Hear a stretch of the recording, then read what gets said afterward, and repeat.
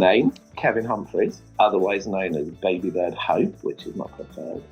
Preferred pronoun, unicorn, but I'll settle for him. Work in the Winnish office. I've been with Jacobs for 8 years now. I've been involved with Prism for 2 of those years, and those 2 years have been my best years at Jacobs.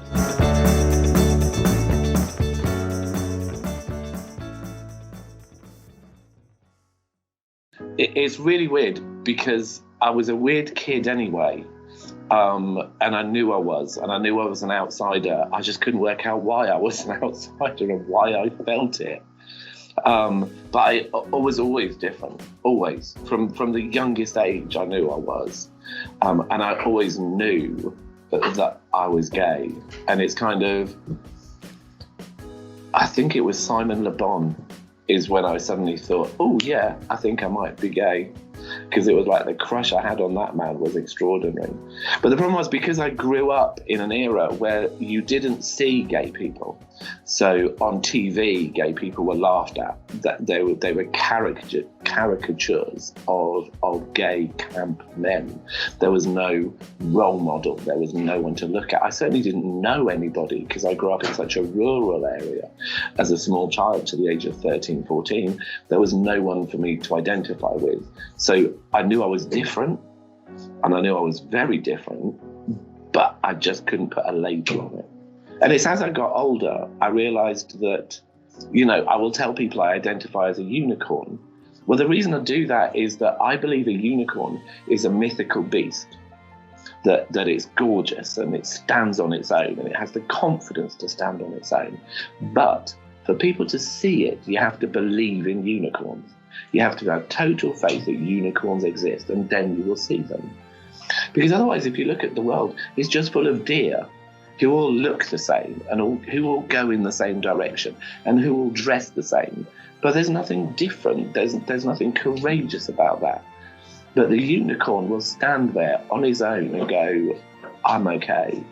So that's why I choose unicorn as my identifier.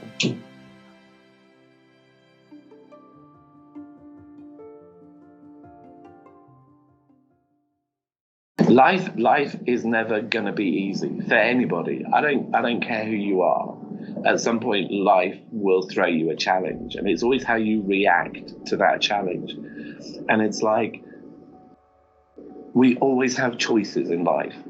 We always have choices. They might not be choices we like, but you always have a choice. It's what you do with those choices that do everything. And at 14 years old, I'd lived. It was awful. It was just awful. I sum it up in 3 words, which is used, accused, abused. And in all aspects of my life, at school, I felt unsupported. Teachers didn't understand who I was as an individual. They just saw me as a weirdo. My home life was really bad. And that's not to criticize my parents. That's just, they did everything they could for me with what they understood and what they knew. But it was just damaging me. And my parents at that point, my family situation was homophobic. But that's because the whole atmosphere at that time of the 70s and 80s was homophobic. So I knew, I remember sitting on the end of my bed and just thinking to myself, somewhere out there must be someone like me. Somewhere out there must be. I cannot be the only one who feels like this.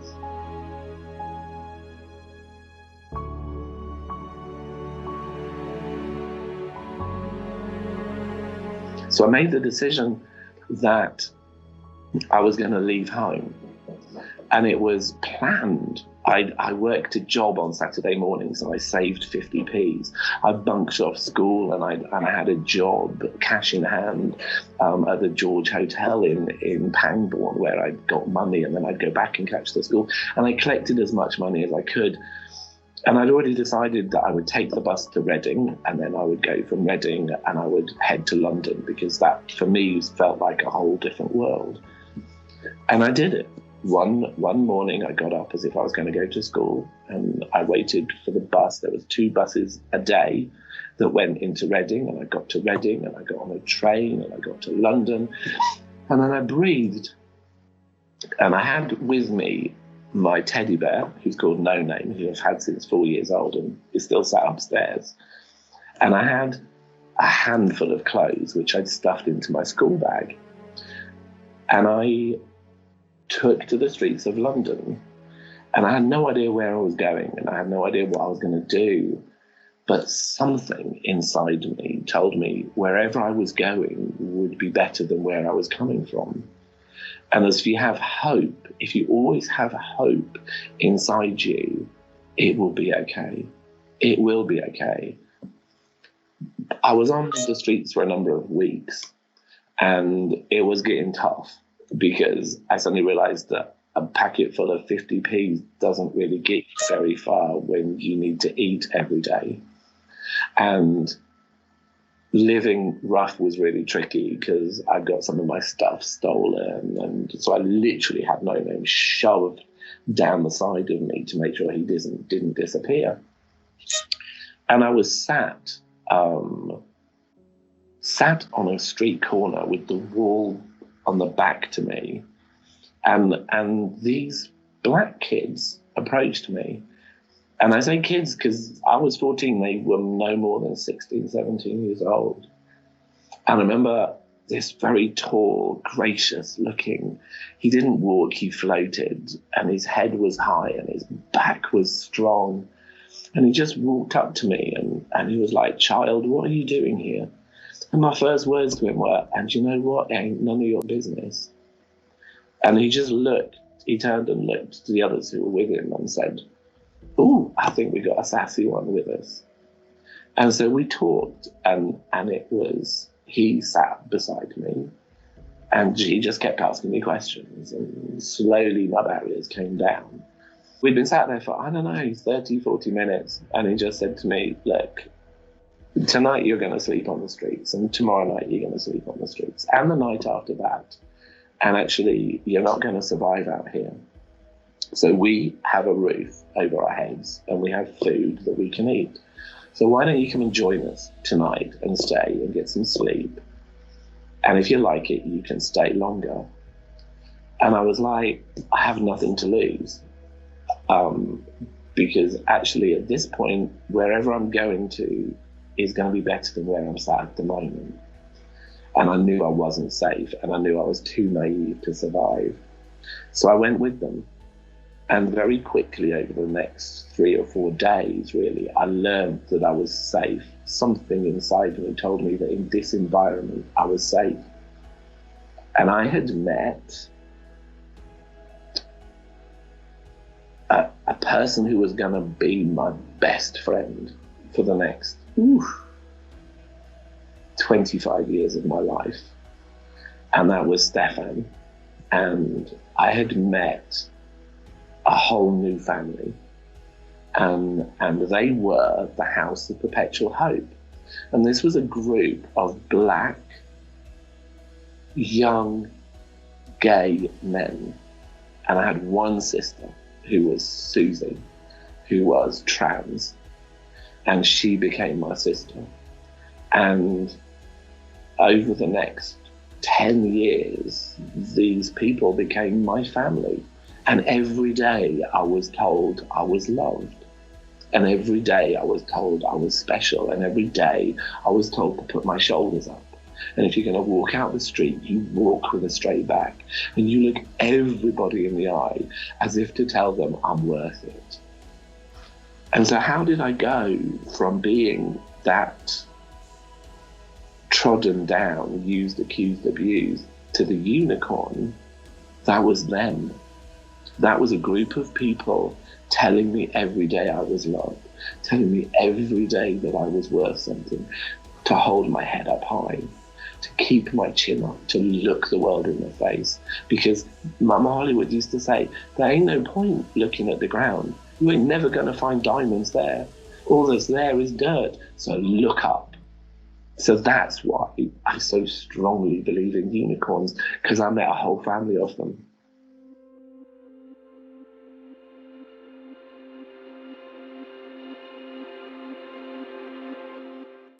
I watched people die, and that's never left me. I've buried so many people in my life, and I have been to too many funerals I can't go to anymore. That we lived in a society that saw us as third degree, third class people. We weren't even third class. It was lower than third class. The NHS was not then what it is now. And with HIV, people did not understand what was going on. We didn't understand what was going on. Newspapers were giving information to people saying that you could catch it by holding hands with a gay person. There was one newspaper article that said you could catch HIV and AIDS, the gay plague, by sitting on a toilet seat that a gay man had sat on. It was so ridiculous and so much disinformation. I lost my family. I lost my house. And for a long time, I asked myself the question, why did you leave me here? Why did you leave me? I just wish they were still here. And there's not one day in this whole world where I don't think about them.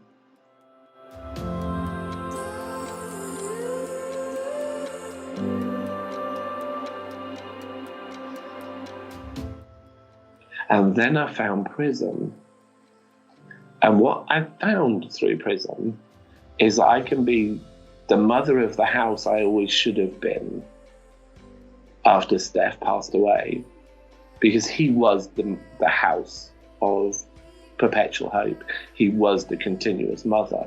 But of course, at his death, I became the mother of the house of perpetual hope.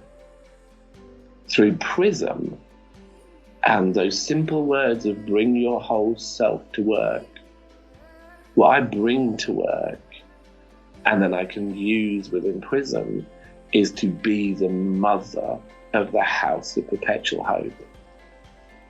And we can make a difference. And I believe Prism is making a difference.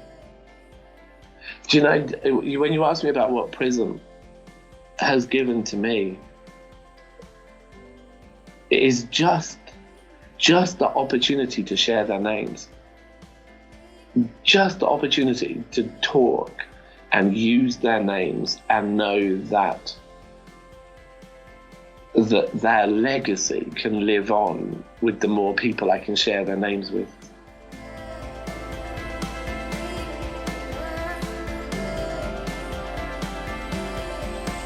You are fabulous.